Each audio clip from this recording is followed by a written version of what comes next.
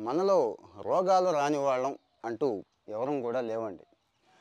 ఏ జబ్బో చేస్తే ఆస్తులు అమ్ముకునే పరిస్థితి అయితే వచ్చేసింది. ప్రాణాలు పణంగా పెట్టలేం కదండీ! సో, ఆ రోజు ఎంతైనా రిస్క్ చేసేస్తాం. ఏదైనా గాని చేయడానికి రెడీ అయిపోతాం.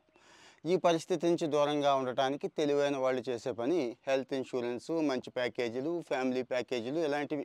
ఇంకా రకరకాల రైడర్సు, యాడ్ ఆన్స్ ఉంటాయి కదా! అన్నీ తీసుకుంటున్నారు. కానీ చాలా నష్టపోతూ ఉంటారు ఇక్కడ. మనమేమో క్లెయిమ్ చేసుకునేది ఏమి ఉండదు. ఇన్సూరెన్స్ కంపెనీ వాడు బాగుపడుతున్నాడా అనిపిస్తూ ఉంటుందండి. చాలా ఇన్సూరెన్సుల్లో జరిగేది అదే. ఒక టర్మ్ ఇన్సూరెన్స్‌కి తప్పించి. ఎందుకంటే టర్మ్ ఇన్సూరెన్స్ మనకేదైనా జరిగితే ఖచ్చితంగా మరి వెనకాల కుటుంబం ఇబ్బంది పడకూడదు కాబట్టి టర్మ్ ఇన్సూరెన్స్ అయితే ఖచ్చితంగా తీసుకోవాలి. కానీ ఆప్షన్స్ ఉన్న చోట ముఖ్యంగా హెల్త్ ఇన్సూరెన్స్ అండ్ మెడిక్లెయిమ్ ఏంటి అసల? నేను రీసెంట్‌గా తీసుకోవాలి అనుకున్నప్పుడు ఒక చాలా ఫేమస్ ఎక్స్‌పర్ట్ చాలా విషయాలు చెప్పాడండి. హెల్త్ ఇన్సూరెన్స్ తీసుకోవాలా? మెడిక్లెయిమ్ తీసుకోవాలా? అదేంటి 2 ఒకటే కదా అని చాలామందికి డౌట్ రావచ్చు. 2 ఒకటి కాదండి. హెల్త్ ఇన్సూరెన్స్ వేరు, మెడిక్లెయిమ్ వేరు. నేను చక్కగా వివరంగా ఈ వీడియోలో చెప్పేస్తాను. ఆలోచించుకొని మీకు ఏదైతే నప్పిద్దో దాన్నే అంటే నిర్ణయం మనమే తీసుకోవాలి. నాలాంటి వాడు చెప్పాడని చెప్పి ఏది పడితే అది గుడ్డిగా ఫాలో అయిపోవద్దు. తీసుకోండి. ఇక ఇన్సూరెన్స్ అంటే ఏంటి? హెల్త్ ఇన్సూరెన్స్ గురించి నేను ప్రత్యేకంగా చెప్పక్కర్లేదు. పాలసీ తీసుకుంటాం. మన ఒక్కళ్ళకి గానీ, లేకపోతే ఫ్యామిలీకి గానీ తీసుకుంటాము. ఇక అక్కడ చాలా ఆప్షన్స్ ఉంటాయి కదండీ! క్రిటికల్ ఇల్‌నెస్ దగ్గర నుంచి, అవయవాల మార్పిడి దగ్గర నుంచి, ఇంట్లో ఉండి ట్రీట్మెంట్ చేసుకోవడం దగ్గర నుంచి, అంటే ఇన్ పేషెంట్ దగ్గర నుంచి, ఔట్ పేషెంట్ దగ్గర నుంచి, రూమ్ ఛార్జీలు ఇలాంటివి చాలా ఉంటాయి.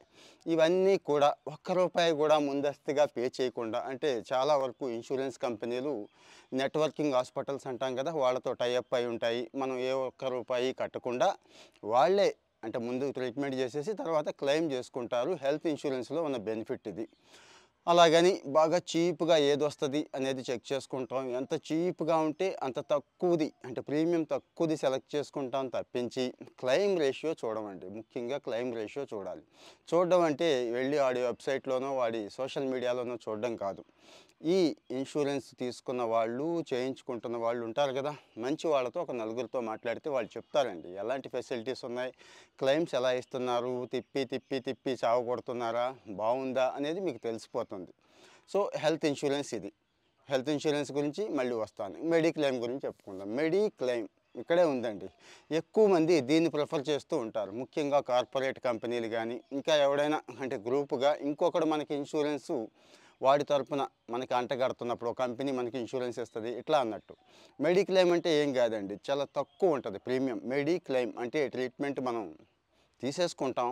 డబ్బులు మనం పే చేసేస్తాం. ఈ బిల్స్ అన్నీ తీసుకెళ్ళి తర్వాత సబ్మిట్ చేసి క్లెయిమ్ తీసుకోవడం అన్నట్టు. ఇది కూడా ఇన్సూరెన్స్ కంపెనీయే చేస్తుంది. కానీ ఇక్కడ చాలా చిక్కులు ఉండొచ్చు. తర్వాత ఎంత క్లెయిమ్ ఇస్తారు, ఏంటి అనేది కూడా చెప్పలేం.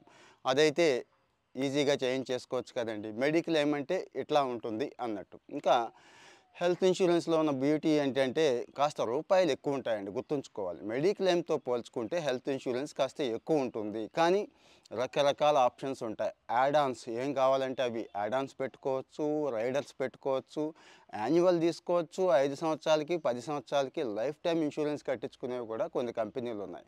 మెడిక్లెయిమ్ అట్లా కాదు. ఏ సంవత్సరానికి ఆ సంవత్సరమే మెడిక్లెయిమ్ చేసుకోవాలి. అలా అని మెడిక్లెయిమ్‌లో విస్తృతమైన కవరేజ్ ఉంటుందా అంటే ఉండదండి. హెల్త్ ఇన్సూరెన్స్‌లో ఎంత కవరేజ్ అయితే ఉందో అంటే రూమ్ రెంటల్స్ దగ్గర నుంచి, ఇంటి దగ్గర చేయించుకున్న మనకి వైద్యం అందే అవకాశం దగ్గర నుంచి ఇవన్నీ ఉంటాయి కదా! మెడిక్లెయిమ్‌లో అన్ని ఫెసిలిటీస్ అయితే ఉండవు. వెళ్ళి ఆ mediclaim related network hospital for example నేను ఏదైనా ఒక కంపెనీలో పనిచేస్తున్నాను. ఆ కంపెనీ నాకు ఒక మెడిక్లెయిమ్ ఏర్పాటు చేసింది. ఒక 10 హాస్పిటల్స్ ఉంటాయి అనుకుందాం.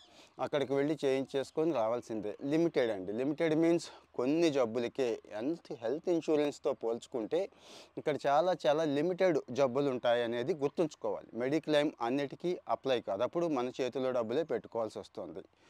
కొంతమంది తెలుసో తెలియకో తక్కువ ఉంది కదా అని తీసేసుకొని ఆ తర్వాత కొన్ని జబ్బులు కవర్ అవ్వక చాలా ఇబ్బందులు పడి మళ్ళీ లక్షలు పోగొట్టుకుంటున్న వాళ్ళు ఉన్నారు మెడిక్లెయిమ్‌లో. అలాగని మెడిక్లెయిమ్‌లో సక్సెస్ అవుతున్న వాళ్ళు ఉన్నారు. హెల్త్ ఇన్సూరెన్స్ సపోజ్ ఇంటికి 50,000 ప్యాకేజ్ తీసుకుంటే మెడిక్లెయిమ్ 30,000 తీసుకొని దాన్ని అంటే అది చక్కగా అప్లై అవుద్ది ఆ కుటుంబానికి. చక్కగా వాడుకుంటున్న వాళ్ళు కూడా ఉన్నారు. ఇక్కడ చాయిస్ మనదేనండి. సో, మరి మనం ఏం చేయాలి? ఎలా తీసుకోవాలి? అనేది మీదే ఆప్షన్ అవుతుంది. ఇక్కడ హెల్త్ ఇన్సూరెన్సు, మెడిక్లెయిమ్ 2 విషయాలు నేనైతే కంప్లీట్ డీటెయిల్స్ చెప్పాను అనుకుంటున్నాను. ఇంకా ఎక్కువ విషయాలు కావాలి అంటే ఒక మంచి ఇన్సూరెన్స్ అడ్వైజర్ని మీట్ అవ్వండి. అంతే తప్పించి గుడ్డిగా ఏ నిర్ణయం తీసుకోవద్దు. లేదు ఇంకా మీకు ఏదైనా డౌట్స్ ఉంటే కామెంట్స్లో పోస్ట్ చేయండి. నేను కూడా ఎక్స్పర్ట్స్ని అడిగి తెలుసుకొని మళ్ళీ మీకు మంచి విషయాలు ఇవ్వడానికి ట్రై చేస్తాను. మరి అప్పటిదాకా లైక్ కొట్టి షేర్ చేస్తే ఇంకొంతమందికి తెలుస్తుంది కదండి. నెక్స్ట్ వీడియోలో మళ్ళీ కలుద్దాం. డైలీ ఒక వీడియో ఒక మంచి టాపిక్ మీద మినిమం ఒక్క వీడియో అయినా కానీ మన యూట్యూబ్ ఫాలోవర్స్కి ఇద్దాము అని అనుకుంటున్నాను. ఎక్కువ ఇన్స్టా, ఫేస్బుక్ అక్కడే ఇస్తున్నాము. యూట్యూబ్ మిస్ అవుతున్నానే అని నాకు అనిపించింది. ఎందుకంటే ఇంత డీటెయిల్డ్గా మాట్లాడుకునే అవకాశం యూట్యూబ్లో ఉంది. అలాగే ఎక్కువ మంది చూసే అవకాశం కూడా ఉంది. కాబట్టి దయచేసి మీరు చేయాల్సింది మీరు చేయండి, నేను చేయాల్సింది నేను చేస్తాను. Have a nice day. All the best.